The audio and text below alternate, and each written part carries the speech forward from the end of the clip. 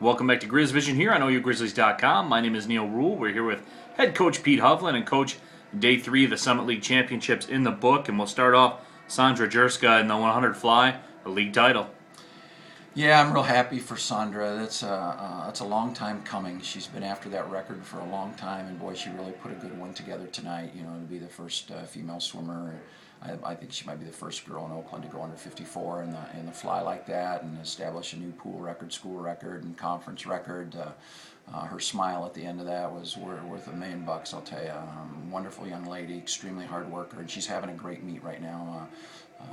After last night's 200 IM, she's got a lot of confidence, and she's swimming that way, and it showed in that 100 fly. She took control right from the beginning, and she was rewarded for all of her hard work, and I'm really excited and happy for her. It's well deserved. And a guy we talk about a lot, obviously, Anders Jensen, won his 4th league title and 100 back with an NCAA B-cut time. I mean, you just run out of things to say about Anders sometimes, don't you? Yeah, he's something else. It's been a real joy to have Anders in our program, and you know, he's an NCAA All-American, and he's got one of the faster times in the country in the 100 backstroke that he set back in December.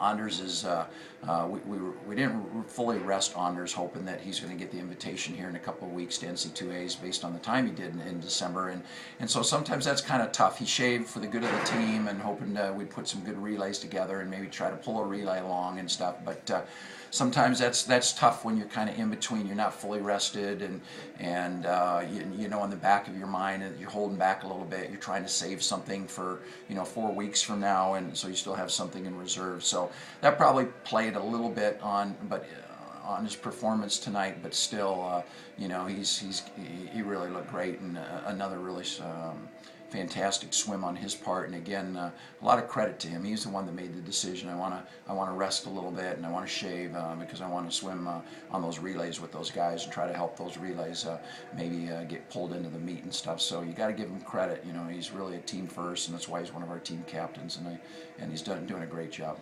Coming off her victory last night in the 3-meter, Tricia Grant with the victory in the 1-meter dive. So a nice little 2-day run there for Tricia. Yeah, you know, and the icing on the cake too to get the record, and it was real nice to see for her. She is an extremely hard worker, and I can't tell you some of the things that have happened to her this year. I mean, if you look at her leg, she's got a scar from her knee all the way down to the top of her foot. You know, slipping on one of the dry boards while she was in a belt, and she's recovered from all that, and she's extremely hard, and she is one tough cookie.